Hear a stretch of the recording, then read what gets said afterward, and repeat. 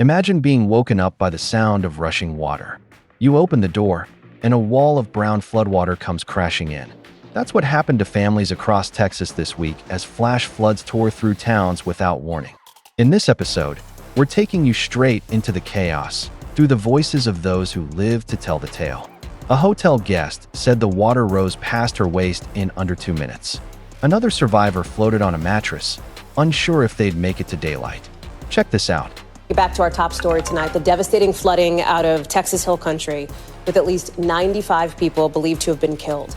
First responders say they're not giving up hope, not yet, with this huge operation, this massive search happening now into the night for anybody who may still, after 4 days, be alive. Realistically, they've indicated that hope may be fading here, but they are working round the clock after one of the deadliest floods the country has seen in decades.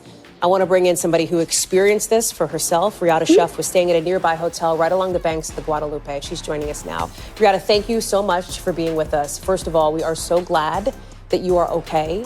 Can you tell us a little bit, in your own words, what happened early Friday morning?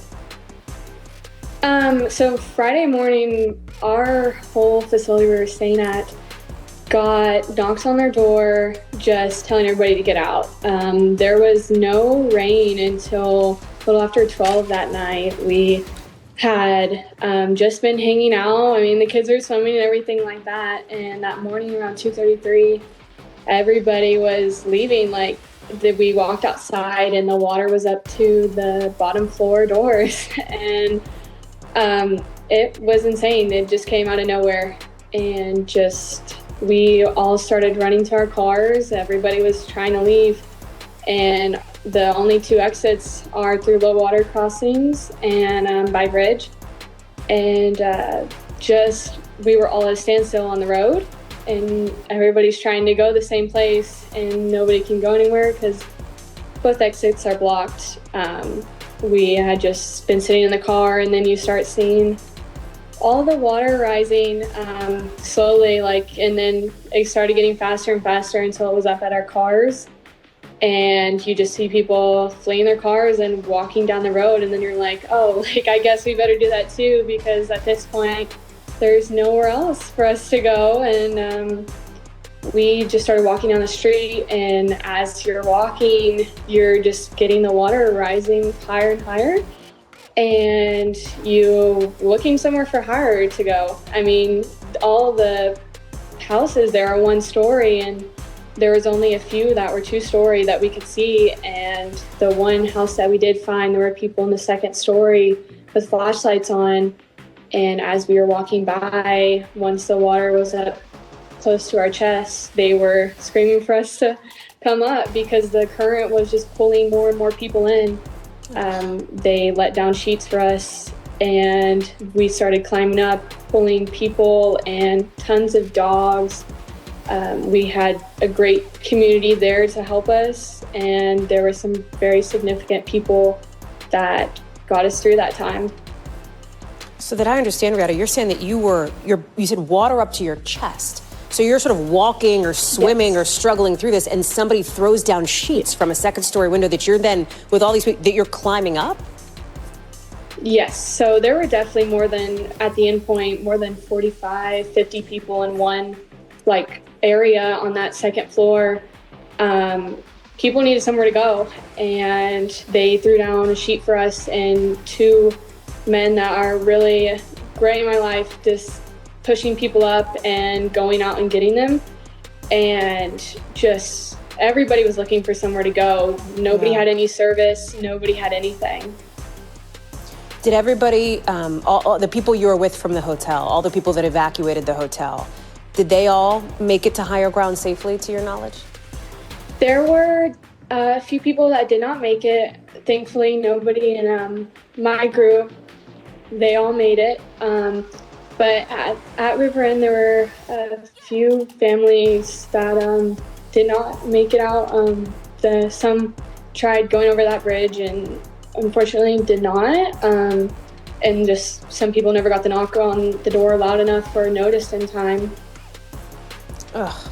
What time did that knock come, Riata? Were you sleeping when it happened? Were you still awake with your family? Yes, and your? yeah. So everybody was asleep. I mean, we all went to bed. We were only there for like a few hours and stuff and just hanging out, but it was definitely around like 2:30, 3. So everybody that I knew was asleep. There were a few that had already been awake because the storm was so bad. The lightning and thunder was insanely loud. It was nothing like I've experienced here.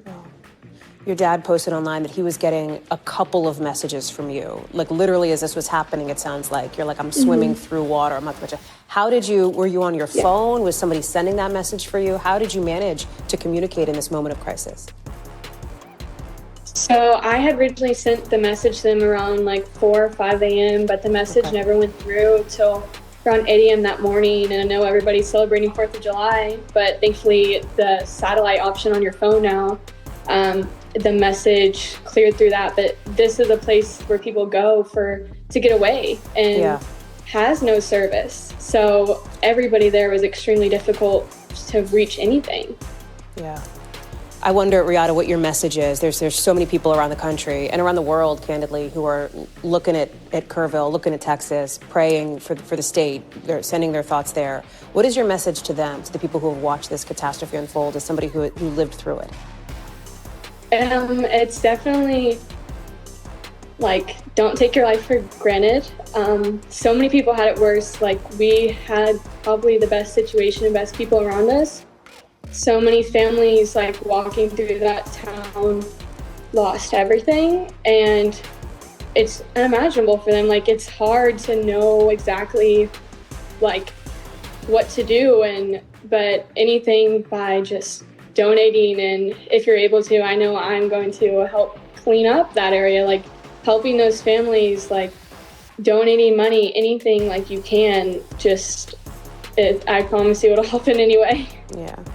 Riata Chef, 19 years old, survivor of that Texas flooding. Thank you so much for being with us and for sharing your story. I can't imagine how traumatic that was for you, and so many people are glad that you are doing okay tonight. Thank you for being with us.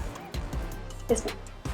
We thank you for watching, and remember, stay updated on breaking news and top stories on the NBC News app or watch live on our YouTube channel.